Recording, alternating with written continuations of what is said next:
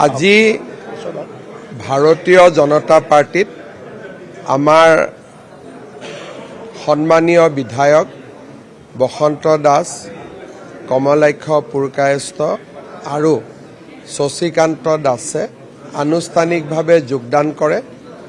যোৱা এটা দুটা বছৰৰ পৰা তেওঁলোকে আমাৰ চৰকাৰখনক সমৰ্থন কৰি আছিলে বিধানসভাৰ মজিয়াত।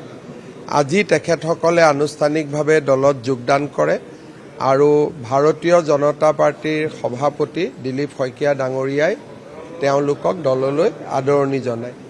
ময়ো তিনিওগৰাকী বিধায়ককে ভাৰতীয় জনতা পাৰ্টিৰ মজিয়ালৈ আদৰণি জনাইছোঁ।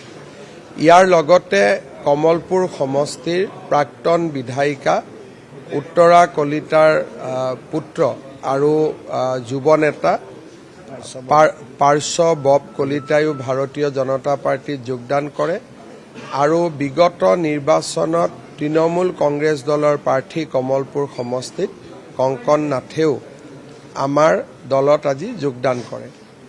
সকলোকে মই আদৰণি জনাইছোঁ।